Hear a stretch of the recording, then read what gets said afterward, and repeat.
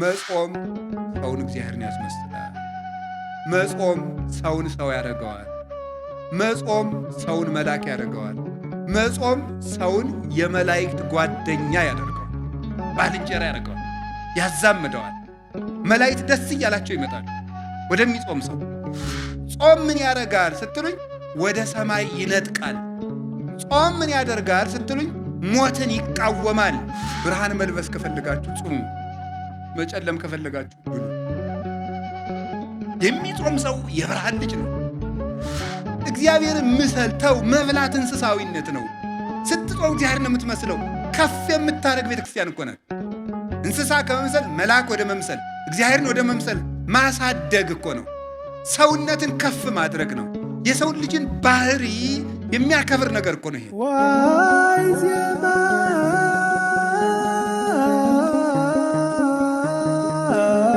ጾም በራሱ ምንድን ነው? ጾም ምንድን ነው? ጾም እንደምታውቁት መከልከል ማለት ነው። ጾም ብሂል ተካልኦተ ብእሲ እመብል ወኃጢአት። ጾም ማለት ከኃጢአትና ከምግብ መከልከል። ጾም ቢባል ቃል በቃል ሲተረጎም ጾም ማለት መከልከል፣ መታቀብ፣ መሰብሰብ፣ መቆጠብ ማለት ነው። መከልከል፣ መታቀብ፣ መቆጠብ፣ መሰብሰብ ነው ጾም ማለት። ይሄ ቃል በቃል ሲፈታ ቃል በቃል ጾም የሚለው ግሱ ዝም ብሎ ሲፈታ ቃሉ እንዲህ ይፈታል። መንፈሳዊ ትርጉም ሲሆን ደግሞ ከኃጢአት ከምግብ በታወቀ ጊዜ፣ በጊዜ እውቅ በታወቀ በተለካ በተሰፈረ ጊዜ ከመብልና ከኃጢአት መከልከል ጾም ይባላል። ለምንድን ነው ጾም የምንጾመው ነው? ጾም የሰው ልጅ የተፈጠረለት ዓላማ ነው። ይገርማችኋል የእግዚአብሔር ቤተሰቦች፣ ሰው የተፈጠረው ለመብልን አይደለም፣ የተፈጠረው ለጾም ነው። እና የምንጾመው ለምንድን ነው ካላችሁ፣ ሰው ለመሆን ነው የምንጾመው። ሰው ለመሆን ነው የምንጾመው። ሰው የተፈጠረ ለጾም ነው። ኦሪት ዘፍጥረት ምዕራፍ 1 ቁጥር 26 ላይ እግዚአብሔርም በመጀመሪያ ሰማይና ምድርን ፈጠረ ይልና ምዕራፍ 1 ቁጥር 1 ላይ ምዕራፍ 1 ቁጥር 26 ላይ ምንድን ነው የሚለው? ንግበር ሰብአ በአርአያነ ወበአምሳሊነ። እግዚአብሔርም ሰውን በአርአያውና በአምሳላችን እንፍጠር አለ። በአርአያችን በአምሳላችን እንፍጠር አለ ይላል። ታውቃላችሁ፣ ይሄን ጥቅሱን የማታውቁት ነው አይደለም። ሰውን በመልካችን በአርአያችን እንፍጠር አለ። እግዚአብሔርን መስለን የተፈጠር ነው። እግዚአብሔር ይበላል አይበላም? ምዕመናን እስኪ ተናገሩ እንጂ። ይበላል አይበላም? አይበላም። እናንተ ዝም ብትሉ እኔ መሰክርለታለሁ። ይበላል አይበላም? አይበላም። ሰው ደግሞ በማን መልክ ነው የተፈጠረው? በእግዚአብሔር መልክ ነው የተፈጠረው። ስለዚህ እግዚአብሔር አትብሉ የሚለን እግዚአብሔር እንደዚህ ብሎ እንደ ክፉ ዳኛ እንዲያታርግ እንዲያርግ ብሎ አለቅነቱን ለማሳወቅ አምላክነቱን ለማሳወቅ እኛን መግዛቱን ለማሳወቅ አይደለም እንደዚያ የሚለን። እንደዚያ የሚለን ሰው በእግዚአብሔር አምሳል ስለተፈጠረ እግዚአብሔር ደግሞ የማይበላ የማይጠጣ ዘላለማዊ ሕያው ከምግብ ውጭ የሆነ በዘላለማዊ ባህሪ የሚኖር ስለሆነ ያንን በሱታፊ አምላክ በጸጋ እሱ በባህሪው ሕያው የሆነበትን መልክ ለኛ ስለሰጠን እግዚአብሔር በክብሩ የማይበላ እንደሆነ የሰው ልጅ ሲጾም የእግዚአብሔርን ክብር ይሳተፋል እና ምን ይሆናል? የሰው ክብሩ እግዚአብሔርን መምሰል ነው። አለመብላት እግዚአብሔርን መምሰል ነው። እግዚአብሔር አይበላም፣ እግዚአብሔር አይጠጣም። እግዚአብሔርን ሰው በእግዚአብሔር ማምሳል ነው የተፈጠረ ሲባል እግዚአብሔርን መምሰል ማለት ፍቹ ብቻ ነው አላልኩም። በጣም ብዙ ትርጉም ያለው ሊቃውንቱ ያመሰጠሩበት እነ ቅዱስ ጎርጎርዮስ ዘንዚናዙ፣ እነ ቅዱስ ጎርጎርዮስ ዘኑሲስ ሊቃውንት አባቶች በሙሉ የተራቀቁበት ሐሳብ ነው። ሰው በእግዚአብሔር አምሳል ተፈጠረ። ሌላ ብዙ ትርጉም አለው። በጊዜው ከሌሎች መምህራንም ትማሩታላችሁ፣ ታነቡታላችሁ። እያልኩ ያለሁት ሰው በእግዚአብሔር አምሳል ተፈጠረ ሲባል አንዱ እግዚአብሔር አይበላም አይጠጣም። ሰው ሲጾም እግዚአብሔርን ይመስላል። ስለዚህ መጾም እግዚአብሔርን የሚያስመስል የሰው ልጅ ክብር ነው ማለት ነው። ሰው ጾምን እየሻረ መብላት ሲጀምር እግዚአብሔርን መምሰሉን ነው እየተው የሚመጣው። አያችሁ እንዴት መዋረድ እንደሆነ። አለመብላት አለመጾም እግዚአብሔርን ከምንመስልበት መልክ ዝቅ ማለት ነው። ከዚህ በላይ ደግሞ ውርደት የለም።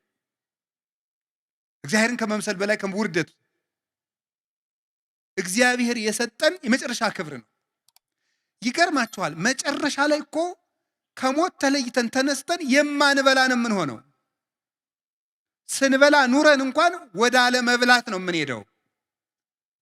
ስለዚህ ጾም መጀመሪያ እግዚአብሔርን መስለን የተፈጠርንበት ዓላማ ነው። መጨረሻ ላይም ጥቂት ጥቂት እየጾምን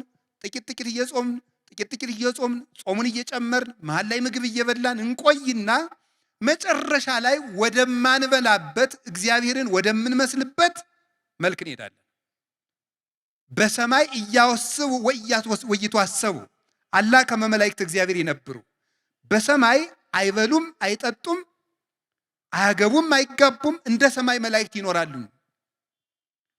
ምግብ ያልፍና አለመመገብ ይቀጥላል።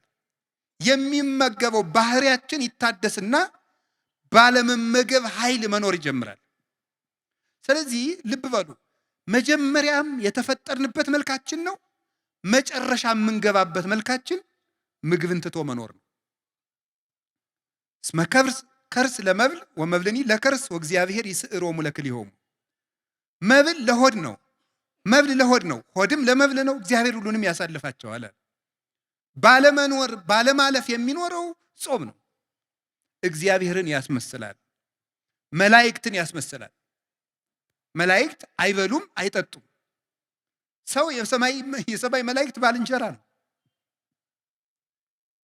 መላእክትን የሚያስመስለን ህይወት አለመብላት ነው። ይገርማችኋል፣ ሰው የእግዚአብሔር ቤተሰቦች በጣም ሰው ልዩ ፍጡር ነው። እንደ ሰው ያለ አስደናቂ ፍጡር የለም። 3 ነገሮችን አካቶ የተፈጠረ ነው። ሰው መልአክ ነው፣ ሰው ነው፣ ሰው እንስሳ ነው። የነ ዳርዊንን እንስሳ አይደለም ያልኩት። ሰው መልአክ ነው፣ ሰው ነው፣ ሰው እንስሳ ነው። ሰው ያማል ማለት የሰው ልጅ በባህሪው የቆመው የተዋቀረው ከመላካዊ ባህሪ፣ ከሰብአዊ ባህሪ እንደገና ደግሞ ከእንስሳዊ ባህሪ ነው።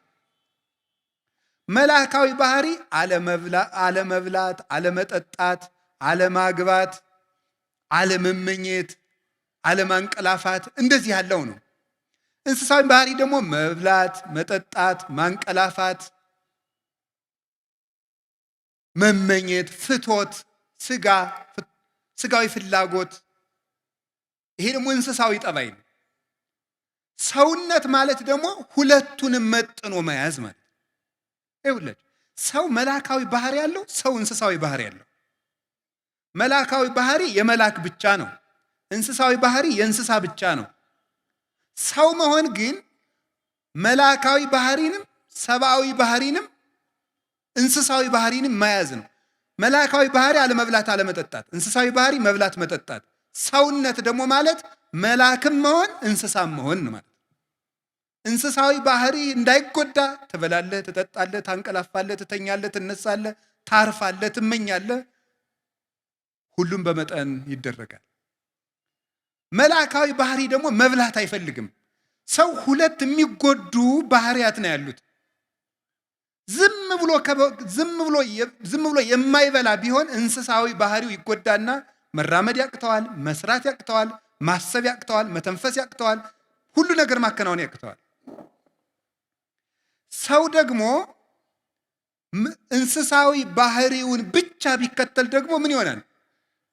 ማቀድ ያቅተዋል፣ ሰማያዊ ነገር ማሰብ ያቅተዋል፣ መንጻት ያቅተዋል፣ ዝሙት ይሰለጥንበታል፣ ራሱን መግዛት አይችልም። ስለዚህ ምንድነው ማድረግ ያለበት? ሰው ነው ዝም ብሎ ሲበላ መላካዊ ባህሪው ይጎዳል። ዝም ብሎ ደግሞ አልበላም ቢል እንስሳዊ ባህሪው ይጎዳል፣ መቆም አይችልም፣ ይታመማል፣ ይሞታል። ምንድነው ማድረግ ያለበት? የሰው ልጅ 2 ምግብ ነው የሚያስፈልገው። ለመላካዊ ባህሪው መጾም አለበት፣ ለሰብአዊ ባህሪው ወይም ደግሞ ለእንስሳዊ ባህሪው መብላት አለበት። ለእንስሳዊ ባህሪው መመገብ አለበት፣ ለመላካዊ ባህሪው መጾም አለበት። ሰው በአንድ ነገር ብቻ ከኖረ መኖር አይችልም ነው። ሰው ነን እኛ። ሰው ይሄንን ያካተተ ነው። እንግዲህ የእግዚአብሔር ቤተሰቦች አሁን የግራ ጎናችሁ በቁስል ነፍሮ በስብሶ የቀኝ ጎናችሁ ብቻ እድሜ ቢቀጠልለት ይጠቅማችኋል እንዴ? አይጠቅም። እና ዝም ብሎ ሳይጾሙ መብላት ማለት ሰው አለመሆን ነው። እንዲያው መጽደቁን ተውት። መጽደቁን መንግስተ ሰማያት መግባቱ ጽድቅና ኩነኔ ገሃነምና መንግስተ ሰማያትን ተውት። አለመጾም ከሰውነት ነው የሚያወጣው። ከሰውነት ያወጣል። አለመጾም እንስሳ ነው የሚያደርገው።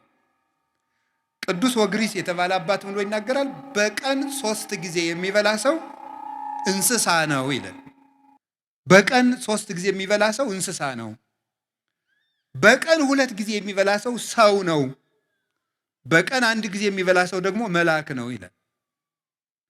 ይኸው እግዚአብሔር ቤተሰቦች፣ አሁን ሰው መብልን እየቀነሰ ሲሄድ መልአካዊ ባህሪውን የሚሰለጥነው የሚያቅደው ነገር የሚያምር ሰው የማይጎዳ ሀገር የሚጠቅም ራሱን የሚያሳድግ አይምሮ ሁሉ ደብዛዛ አይደለም፣ ስል ነው፣ የተሳለ ነው። አሁን እኮ ይገርማል። ሰው ማሰብ ስላቆመ ክሪቲካል ቲንኪንግ ስልጠና ይባላል። ምኑን ያስበዋል? ሰው 24 ሰዓት እየበላ ሰጥሟል እኮ። እንዴት አድርጎ ያስብ? አሁን እኮ ማሰብ አቁመን እኮ ነው ራሱ እየተበላለን ያለው። እንድናስብ ራሱ መጾም አለብን። አይምሯችን እየበላ ማሰብ አይችልም ነው የምላችሁ። እኔ እውነቴን ነው። ሐኪምም ካለ እዚህ መጥቶ መከራከር ይችላል። ሰው ዝም ብሎ እየበላ ቁጭ የሚል ከሆነ ማሰብ አይችልም። ደሙ ያለ መጠን ይመላል። የደም ዝውውር የሞቀ ነው። እንደዚያ ባለ ቁጥር ደግሞ ዝሙት ይሰለጥንበታል። የሚያስበው ምኞቱን ብቻ ነው። ትክክለኛ ሐሳብ ማሰብ አይችልም። እንዲገርም በደፈረሰ ውሃ ፊትን ማየት ይቻላል እንዴ? አይቻልም። ውሃው እኮ ሲጠራ ነው። እኛ እኮ አሁን ደፍርሰናል። መብላት ደፍራሳ ጭንቅላት ነው ያለ እና የምናስበው ነገር ሁሉ ደፍራሳ ነው። የጠራ እቅድ የጠራ ህይወት መኖር ክንፈልጋችሁ እንዲሁ ክርስቲያን ባትሆኑ እንኳን ጾም ሰውነት ነው እንምላችሁ። ወደ ጽድቁ እንመጣበታለን። ጾም ሰውነት ነው። ወደ ጽድቁ ቅድም ነግሬያችኋለሁ። እግዚአብሔርን የሚያስመስል ጾም ሰውነት ነው። ሰው መሆን ከፈልጋችሁ ጾሙ። አውሬ መሆን ከፈለግ ብላ 24 ሰዓት። እንስሳ መሆን ከፈልግ እንደ እባብ እንኳን እኮ ይጾማል። እባብ 40 ቀን ይጾማል። ስለዚህ እግዚአብሔር ሰዎች ጾም ምንድን ነው ከተባሉ የሰው ክብር ሰውነት ነው። ሰውን ሙሉ የሚያደርገው ሲጾም ነው። የማይጾም ሰው ሙሉ አይደለም፣ ጎደሎ ነው። ጾም ቅድም ነገርኳችሁ፣ 3 ነገር ነገርኳችሁ። እግዚአብሔርን ያስመስላል፣ መላእክትን ያስመስላል። አይበሉም አይጠጡም መላእክት። ሀዩ ከመመላእክት ይባላል። የመላእክት ኑሮ መላእክት እንደኛ ባልንጀራ የሚሆኑን ምግብ በቀነስን ጊዜ ነው። ታውቃላችሁ ትንቢተ ዳንኤል ምዕራፍ 9 ቁጥር 21 ላይ እኔ ዳንኤል እየጾምኩ እየጸለይኩ ሳለ ቀድሞ የማውቀው ሰው ገብርኤል እየበረረ መጣ። ወገሰሰኒ በጊዜ መስዋዕት ዘሰርክ፣ በሰርክ መስዋዕት ጊዜም ዳሰሰኝ።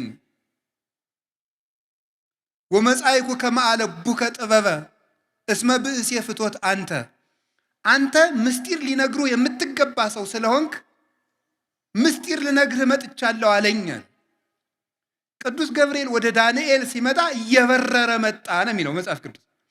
እየበረረ መጣ የሚለው እንደው ዝም ብሎ መጣ ለምን አይለውም? መላእክት የሚጾም ሰው ህይወት ያጓጓቸዋል። ባልንጀራው ነው። ከብት የሚሄደው ወደ ከብት ነው። በግ የሚሄደው ወደ በግ ነው። ፍየል የሚሄደው ወደ ፍየል ነው። አሞራ የሚሄደው ወደ አሞራ ነው። መልአክ የሚሄደው ወደ መልአክ ነው። ወደሚጾመው ሰው መጣ እየበረረ። መላእክት ወደሚጾም ንጽህና ወዳለው ሰው ለመምጣት ይጓጓሉ። ቅዱስ ገብርኤል ወደ ነቢዩ ዳንኤል ሲመጣ እየጓጓ ለምን? ጾመኛ ነዋ። ጥሬ እንብላ የሚል ጥሬ እየቆጠ የባቢሎን ምግብ ይቅርብኝ እንደዚህ ወዳለ ሰው መላእክት ደስ እያላቸው ነው የሚመጡት። አቡነ ገብረ መንፈስ ቅዱስ 562 ዓመት አልበሉም አይደለም? መላእክት እኮ ክንፋቸውን ለማልበስ ነበር የሚሻሙባቸው፣ ለመጋረድ እድል ለማግኘት ነበር የሚጓጉት። እና ምግብ ይሄ ያልታጠበ ዕቃ ተሐዋስያንን እንደሚሰበስበው ምግብ በተጠራቀመበት ሰውነት የሚሰበሰቡት አጋንንት፣ ክፉ ሐሳቦች ናቸው የሚሰበሰቡት። በሚጾም ሰው ዙሪያ ደግሞ የሚሰበሰቡት መላእክት ናቸው። መላእክት ናቸው። ጌታችን መድኃኒታችን ኢየሱስ ክርስቶስ የማቴዎስ ወንጌል ምዕራፍ 4 ላይ እንደነገረን ወምዛ ሀደጎ ዲያብሎስ ወመፁ መላእክትን ዘያኩትጎ፣ ዲያብሎስ ፈተነውና አለ ምግብ አቅርቦ ጌታን ፈተነው። አልበላም ብሎ አሳፈረው። ዝርዝሩን መናገር ስላልፈለግኩ ነው። ፈትኖ አሳፈረው። እሱን ካባረረው በኋላ ምን ማለት መላእክት መጡ እያመሰገኑት ይላል። እዚህ ውስጥ ሊተላለፍ የተፈለገው ምንድን ይመስላችኋል?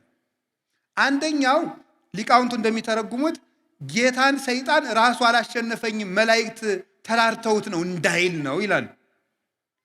መንፈሳዊ ደግሞ ከኛ ጋር የሚሄድልን ምንድን መሰላችሁ?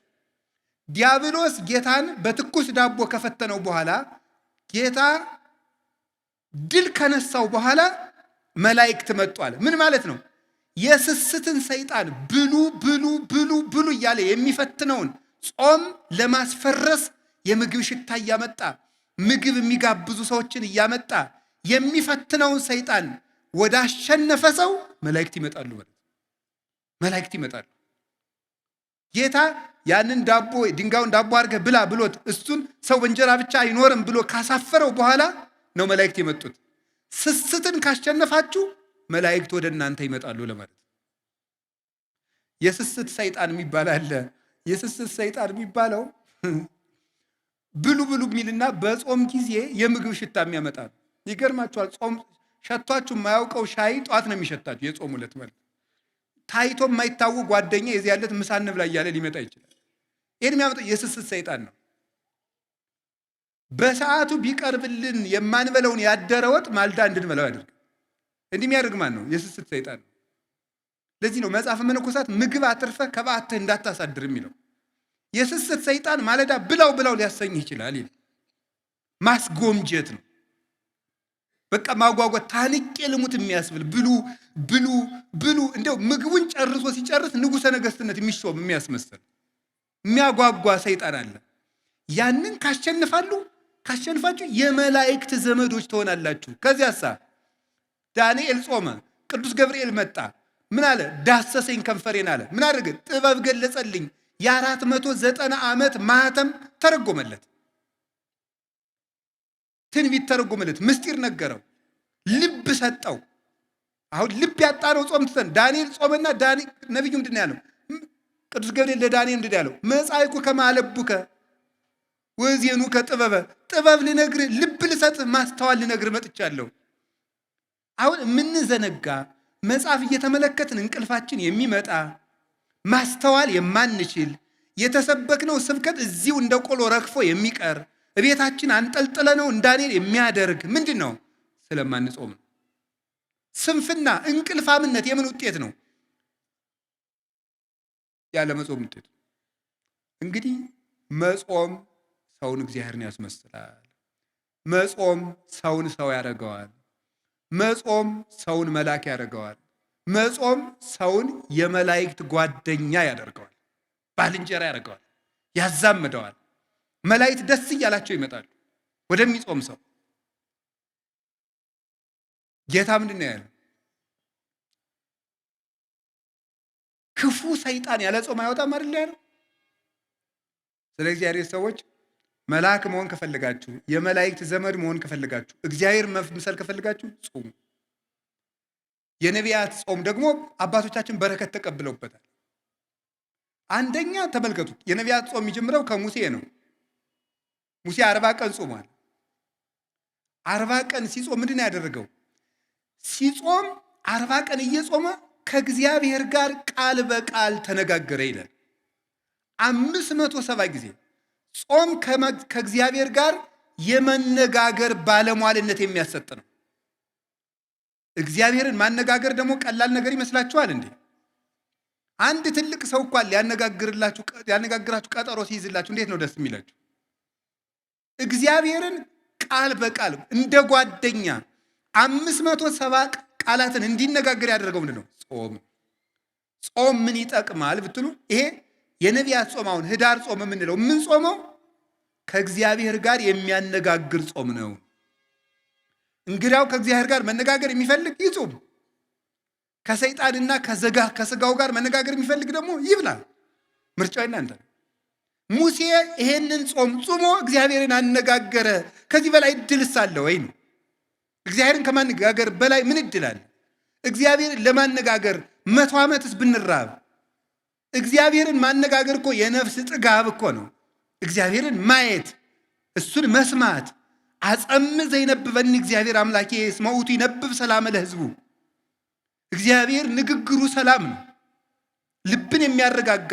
የእግዚአብሔር ንግግር የሞት ማሰሪያን የሚቆርጥ ነው።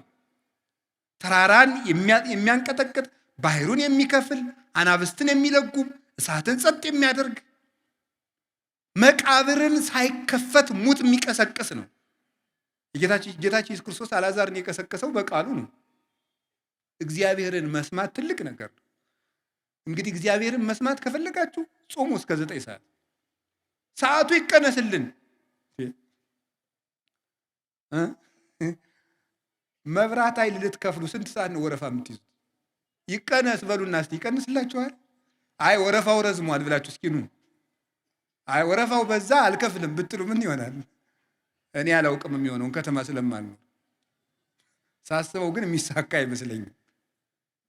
ወረፋው ረዝሟል እስቲ ይቀነስ። ወደ ነው ምን ይደረጋል? ኑሮ አይደል እያላችሁ ነው የምትሰለፉ። እና ይሄም ኑሮ ነው። እንግዲያም ኑሮ ነው። እስከ 9 ሰዓት ሰልፍ በሉ። እግዚአብሔርን ለማግኘት እንዲያው ለምን ቀኑ ሙሉ አንራብ? አሁን ሸክም አይደለም። እግዚአብሔር ሸክም እያከበደብን። አሁን ብዙ ሰው የሚመስለው ከኢትዮጵያ ኦርቶዶክስ ተዋሕዶ ቤተክርስቲያን ውጭ የሆነ ሰው የሚያስበው ምንድን ነው? እግዚአብሔር ኦርቶዶክስ ሸክም እየጫነ የለም፣ ሸክም እያቀለለችልን ነው። እግዚአብሔርን ምሰል ተው። መብላት እንስሳዊነት ነው። ስትጾም እግዚአብሔር ነው የምትመስለው። ከፍ የምታደርግ ቤተክርስቲያን እኮ ናት። እንስሳ ከመምሰል መልአክ ወደ መምሰል፣ እግዚአብሔርን ወደ መምሰል ማሳደግ እኮ ነው። ሰውነትን ከፍ ማድረግ ነው። የሰውን ልጅን ባህሪ የሚያከብር ነገር እኮ ነው ይሄ። እዚህ የእግዚአብሔር ቤተሰቦች ከፍጥረት ሁሉ የከበረ ማን ነው? ሰው በሉ። ከሰውና ከጅብ በሆድ ማን ይበልጣል? ምን አለ? ጅብ በሉ። እሺ ችግር የለም በሉ። ማን ይበልጣል? ጅብ አይደል? ግን ትልቁ ፍጥረት ማን ነው? በሆድ የሚበልጥ ማን ነው? ይሄ እንግዲህ ስለዚህ አንፌር ነው ማለት ነው። እኛ ከበለጥን በሆድ መብለጥ ያለብን ማንን?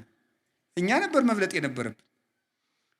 የከበርን ፍጥረታችሁ እናንተ ናችሁ ብሎ ከጅብ ያነስን ከበላን ተበድለናል ማለት ነው። መብታችን እንግዲህ ምንድን ነው ካላችሁ የሰው ክብሩ ምግብ አይደለም ማለት ነው። ትልቁ ፍጥረት ትንሽ ይበላል፣ ያነሰው ፍጥረት ትልቅ ይበላል። ለምን? ትልቁ ፍጥረት ትንሽ የሚበላበት ምክንያት የሰው ክብሩ ምግብ ስላልሆነ። አሳማ ብዙ ይበላል። አሳማን ግዛ ተብሎ የተፈጠረው የሰው ልጅ ግን ትንሽ ይበላል። አህያ ብዙ ይበላል። አህያን የሚነዳት የሰው ልጅ ግን ትንሽ ይበላል። አንድ አቅማዷ ፉርሽካ የበላችውን አህያ ግማሽ እንጀራ የበላ ሰውዬ ነው የሚነዳት። አየው፣ ሆድ አያከብርም ጌታዬ። ሆድ ያስነዳል እንደ አህያ። ሙት ከልብ እኮ ነው እንዴ! እውነቴን እኮ ነው። ሆድ እንደ አህያ ነው የሚያስነዳ። ሆዳም ከሆናችሁ ትነዳላችሁ። እውነቴን ነው። ገባችሁ? ሆድህን ከቀነስክ ትመራለህ ማለት ነው። ሆዳም ከሆንክ ትነዳለህ። እንደዚህ ነው የምትሆነው። ሆዳም ሰው ምንጊዜም እንደተነዳ ነው የሚኖረው። የራሱ ሀሳብ የለውም። አህያ ምን ሀሳብ አላት? መንዳት ነው። አቱኑ እንደዚያ ጹሙ። ከጾምን ነው እግዚአብሔር የሚያከብረን። ከቃሉ ጋር ናችሁ? ከቃሉ ጋር ናችሁ ወይ? አዎ። እግዚአብሔር ከሁላችን ጋር ይሁን። እግዚአብሔርን የመነጋገሪያ ጾም ሙሴ ከዛ ምን አደረገ? 40 ቀን ጾመ። ከግንባሩ ላይ ብርሃን ሳለበት እግዚአብሔር። የእግዚአብሔር ብርሃን እንዲሳልብን የሚያደርግ ጾም ነው ይሄ ጾም።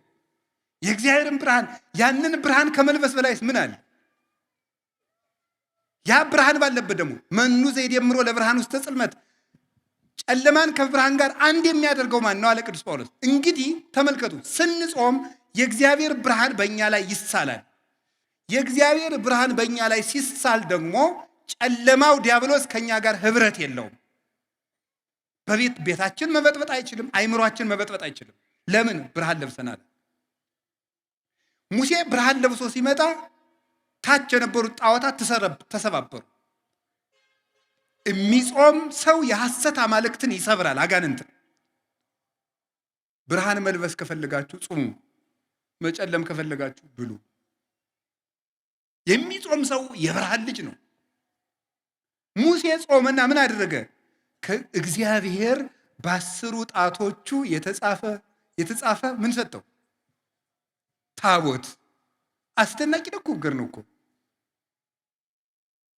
አላችሁ እንዴ! እግዚአብሔር የጻፈውን መጽሐፍ ተቀበለ። ቀለል ያለ ምስላች እናንተ እኮ ከዘፋኝ ስታስፈርሙ አይደል የምትሉን? ያውቃችሁ የለ ዘፋኙን ፈርምልኝ ስትሉ አይደል የምትሉት? እግዚአብሔር የጻፈው ደብዳቤ ግርም እኮ ነው የሚያደርገው። ከእግዚአብሔር መልእክት እንዲሰጣችሁ ከፈልጋችሁ ጾሙ። ደግሞ ሽልማት የሌለው ጾም የለም። እኔ በዚህ እርግጠኛ ነኝ። ሽልማት የሌለው ጾም የለም። የጾሙ መጨረሻ ላይ ሽልማት አላችሁ። ሽልማቱ ግን እናንተ በሚገባችሁም በማይገባችሁ መንገድ ሊሆን ይችላል። ያን ማስተዋል ደግሞ አስተዋይ ነፍስ ይፈልጋል። ከእግዚአብሔር ስጦታ እግዚአብሔር ምንድን ነው የሚለው?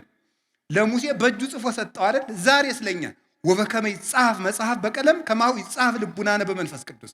መጽሐፍ በቀለም እንደሚጻፈው ልባችን ምን ይላል? በመንፈስ ቅዱስ እጅነት ይጻፋል ይላል ቅዱስ ዮሐንስ አፈወርቅ። በመንፈስ ቅዱስ እጅነት ይጻፋል። ዛሬ እግዚአብሔር ልባችንን እንዲጽፍበት እንዲቀርጽበት፣ እነዚያ ብሩካት እጆቹ ሰማይን አንጠልጥለው ያጸኑ ምድርና ሰማያትን ሁሉ የባረኩ እነዚያ የተባረኩ የእግዚአብሔር እጆች ብሩክ እጅ ያ እጅ በልባችን እንዲጽፍ ከፈለጋችሁ፣ ስጦታ፣ ጥበብ፣ ዕውቀት በህሊናችን ሰሌዳ እንዲጻፍ ከፈለጋችሁ ጹሙ። መደንቆር ከፈለጋችሁ ብሉ። ከቃሉ ጋር ናችሁ። ነቢዩ ኤልያስ ከኤልዛቤል ተሰዶ ሲሄድ መልአኩ አመጣና ተበሳጭቶ ወስዱት እንዲሁ ከዚህ ሁሉ መከራ እንግዲህ ግደለኝ አለ ይላል። ግን ኤልያስ ሞት ፈርቶ ሳይሆን ሰማዕትነትን ስጠኝ ማለት ነው ይላል ቴዎዶሲዎስ የሚባል ሊቅ ሃይማኖተ አበው ላይ ሲተረጉም። እባክህ ሰማዕትነትን አትንፈገኝ ሲል ነው እንጂ ኤልያስ ተናዶ አይደለም፣ ፈርቶ አይደለም ኤልዛቤልን ይላል። ዛፍ ስር ተኛ ይላል። ከተኛበት መልአኩ ቀስቅሶ ብላ አለው፣ አበላው። በላና ተኛ። ብላ አለው፣ አበላው። 2 ጊዜ አበላውና ኤልያስ 40 ቀን ተጓዘ። 40 ቀን ተጓዘና 40 ቀን ጾሞ ወደ ብሔረ ሕያዋን በሳት ሰረገላ ዮርዳኖስን ተሻግሮ ተነጠቀ። ጾም ምን ያደርጋል ስትሉኝ፣ ወደ ሰማይ ይነጥቃል። ጾም ምን ያደርጋል ስትሉኝ፣ ሞትን ይቃወማል። ኤልያስ 40 ቀን ጾመና ከሞት ዓይን ተሰወረ። ከዓይነ ሞት ይሰውራችሁ ይላል የገጠር ሰው ሲመርቅ፣ ይሰውረን። እንግዲያማ ሞት እንዳያየን ከፈለጋችሁ ጾሙ። ከዓይነ ሞት ተሰወረበት፣ ወደ ሰማይ ተነጠቀ። ከፍ ያለ ልልና የሚሰጥ ጾም ነው። አሁን ይህንን ጾም ስንጾም እንደ ሙሴ ብርሃን ሳልብኝ፣ ቃል በቃል አነጋግረኝ፣ መልእክትህን በልቤ ጻፍልኝ፣ እንደ ኤልያስ ከሞት ሰውረኝ፣ ወደ ሰማይ ከፍ አድርገኝ ማለታችን ነው ስንጾም። ትልቅ በረከት እኮ ነው እግዚአብሔር እየሰጠን ያለ። ጾሞታል። ነቢዩ እዝራ እስራኤል በ580 ዓመት ዓለም ጌታ ከመወለዱ በፊት ባቢሎን ተማርከው ኑረው 70 ዓመት በምርኮ ከኖሩ በኋላ ሲመለሱ ናቡከደነጾር ያቃጠላቸውን መጻሕፍት ሁሉ በመጽሐፈ እዝራ ሱቱኤል ላይ እንደተጻፈው 40 ቀን ጾሞ ገጽ በገጽ 70 ዓመት ተቃጥለው የቆዩትን መጽሐፍት መንፈስ ቅዱስ በዓይነ መነጽር የመጻሕፍቶቹን ገጽ እየነገረው ሙሉ መጽሐፍትን ብሉይ ኪዳንን አጽፎታል። እንግዲያውማ የጠፋ ምስጢር የሚገልጥ ጾም ነው። ጾም ከመጻሕፍት ጋር ያገናኛል። ህሙግ መብል የሐምግ ልበ፣ የደፈረሰ ምግብ ልብ ያደፈርሳል ይላል እዚያ ትንቢተ ዳንኤል ላይ። የሆነ ያልሆነውን እያጠራቀመ 24 ሰዓት ያለ ጾም የሚበላ ሰው መጽሐፍ መመርመር አይችል፣ አይገባው። መጽሐፉን ሁሉ የሚተረጉመው እንደ ሐሳቡ ነው የሚተረጉመው። እንደሚመቸው ነው የሚናገር። ስለዚህ የጠፋ ምስጢር የሚገልጥ ጾም ነው። አባቶቻችን ይሄንን ጾም ጾመው ብዙ በረከት አግኝተውባታል። ሞትን ተቃውመዋል። አስቴር ይሄንን ጾም ጾማለች 3 ቀን። አስቴር 3 ቀን በመጾሙ ያገኘችው ምንድን ነው? በ127 ሀገሮች በሙሉ ተበትነው የነበሩ የሞት ደብዳቤ የተጻፈባቸውን ወገኖቿን ከሞት አድናለች። 3 ቀን ጾማ እግዚአብሔር ለምና በ3 ቀን ጾም የአንድ ሀገር ሕዝብ ሊጠፋ ሲል ሰይፍ ያስመለሰ ጾም ነበር 3 ቀን። አሁን ከህዳር 15 እስከ ታኅሳስ 9 44 ቀን ነው የምንጾመው። 3ቱ ቀን ጾመ አስቴር ነው። 40ው የሙሴ ኤልያስ የነቢያት ነው። 3ቷ ቀን ምን ያደረገችበት ነው? በ3 ቀን ጾም የሀገር ሞት አስቀርታለች። እኛም ይህንን ጾም ስንጾም በሀገር የሚመጣ ሰይፍ ይመለሳል። ደም እናደርቃለን። ስንጾም በሚገባውን ታርቀን ይቅርታ ይዘን በተሰበረ ልብ ከጾም ሰይፍ ይመለሳል። የሀገር ሰላም ይመጣል። ወገን እንዳይጠፋ እናደርጋለን። ይሄ ነው። ይሄ ጾም ምን ያደርጋል? የአስቴር ጾም ምን አደረገ? በንጉሱ ፊት ግርማ ሞገስ ሰጣት። የአሕዛብ ሚስቶች ባሎቻቸው ሳይጠሯቸው ከመጡ ይገደላሉ። 3 ቀን ጾመችና እግዚአብሔር ወይ ግርማ ሞገስ ስጠኝ አለችና ንጉሱ ሳይጠራት ከንጉሱ ቤት ሄደች። በደስታ አነጋገራት። በሚገላት ንጉስ ፊት በምትገደልበት ርዕሰ ጉዳይ ሽራ ሂዳ ግርማ ሞገስ ያገኘችበት የ3 ቀን ጾም ነው። ግርማ ሞገስ፣ መወደድ። ግርማ ማለት በመጽሐፍ ቋንቋ ብዙ ትርጉም፣ መፈራት፣ መወደድ፣ ባለሟልነት ተብሎ ይተረጉማል። መወደድ ራሱ እንዲያው አሁን አንዳንድ ሰው አለ እኔ እንዲያው በየሄድኩበት ሰው አይወደኝም የሚል ሰው ጾም። እውነቴን ነው። አስቴርን እኮ አሕዛባዊ ንጉሥ ወዷታል። እንዲያው በየሄድኩበት አይወደኝም፣ መስሪያ ቤት ስሄድ አልወደድም፣ በየሄድኩበት በር ይዘጋብኛል። ጾም አዛኘን ከልብ። ከጾማችሁ ሰው ይወዳችኋል። ከጾማችሁ መልአክ አለላችሁ። ያ መልአክ የንጉሱን ልብ ያራራዋል፣ ይንደዋል፣ እንደሞላው እንደ ኤርትራ ባህር ይከፍለዋል ልቡን። እናንተ በዚያ መሃል ሰንጥቃችሁ ትቸገራላችሁ። መወደድ ይሰጣል እግዚአብሔር። በጾም መወደድ ይገኛል። መወደድ፣ መታፈር፣ መከበር። ጭብጥ የማታክሉ ሰዎች ናችሁ እንደ ሺህ ትፈራላችሁ ስትጾሙ ነው። አቡነ ሐራ ድንግል ኢትዮጵያዊ ጻድቅ ሲጾሙ እየኖሩ በቀን የሚመገቡት አንድ ኮል እንኮይ ነው የሚመገቡት። አንድ ወይሽ በእናንተ ቋንቋ አንድ አፕልም በሉ፣ ችግር የለም። አፕል እኮ እንደ አፕል አይጣፍጥም። አንድ ፍሬ ነው የሚበሉት። በዘመኑ የነበረው ንጉሥ ሱስንዮስ በሃይማኖት ስለተለያዩ ነገር ተሰርቶባቸው ሊገላቸው ፈልጋቸው አስጠርቶ ጎንደር ወሰዳቸውና ለምንድን ነው የማትጾም? ማነው ለምንድን ነው እኔን የምትቃወም ሊል ነው የጠራቸው። ሂደው ግን ከቤተ መንግስት ሲቆሙ ለምን ጠራይ ሲሉት እንዲሁ እንድተባረከኝና ሰላም ልል ነው ብሎ ነው የሰደዳቸው። ለምንድን ነው እንደዚህ ያደረገ ሲባል ግርማ ሞገስ፣ የተራቡለት ክርስቶስ፣ የተጠሙለት ክርስቶስ፣ እናት አባት የተውለት ክርስቶስ፣ ብቻቸውን የተሰቃዩለት ክርስቶስ፣ ከፍቶታት እኮያት፣ ከአጣውር ኩሳት፣ ከስጋ ጋር፣ ከአጋንንት ጋር፣ ከአራዊት ጋር፣ ከብርድ ጋር፣ ከፀሐይ ጋር፣ ከብቸኝነት ጋር፣ ከስደት ጋር የታገሱለት ክርስቶስ ግርማ ሞገስ ሰጣቸው። እናንተ ተከሳችሁ በሄዳችሁ ጊዜ እናንተ የምትናገሩ አይምሰላችሁ፣ የሰማይ አባታችሁ መንፈስ በእናንተ ላይ ይናገራል ያለው ተፈጸመላቸው። ወመምህር ዘይትቃወም ለነ፣ የሚከራከርልን መምህራችን ክርስቶስ ነው የተባለ ልጅ ነው። አንደበት ይሆንልን። ዝግ የሆነው አንደበታችሁ በተከሰሳችሁበት እየሰረቃችሁ ተከሰሱ አላልኩም። በምትገደሉበት አፍ ስም ግርማ የሚሰጥ ጾም ነው። የሚንበለበል ሰይፍ የሚመልስ ምንድን ነው? ጾም ነው። እንደዚህ ብቻ አይደለም። የሁል ጊዜ ስቃይ አውሬ የሆነው ሃማ የተገደለው በአስቴር ጾም ነው። ይገርማል። ጾም ማለት ያለ ሰይፍ የሚዋጉበት ረቂቅ የብርሃን ሰይፍ ነው። አስቴር ወገኖቿን የሚጨርሰውን ሐማን ለመጋደል ሰይፍ አልታጠቀችም፣ ጾመች።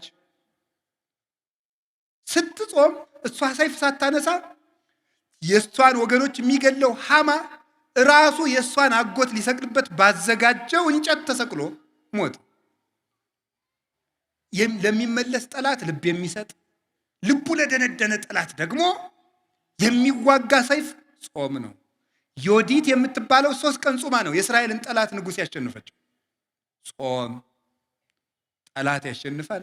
ይሄ ብቻ አይደለም፣ የተዋረደውን መርዶክዮስን ሹመት ሰጠው፣ ክብር ይሰጣል ጾም። ወድቆ የነበረውን ሐማ ስላልሰገደልኝ እገለዋለሁ ያለውን መርዶክዮስን በሐማ ወንበር ያስቀመጠ የአስቴር ጾም ነው። ጾም የተዋረዱትን ከፍ ያደርጋል፣ ትዕቢተኞችን ያዋርዳል። ጾም ወደ ክብር መውጫ መሰላል ነው። ይህንን ነው የምነግራችሁ የእግዚአብሔር ቤተሰቦች። በወንጌል መራይከነ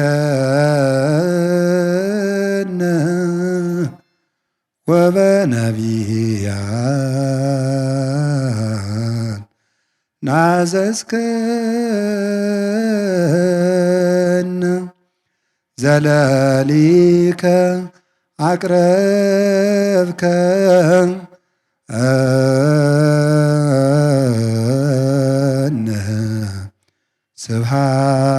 ስብሐት ለከ ወስብሐት ለእግዚአብሔር። ይቆየን።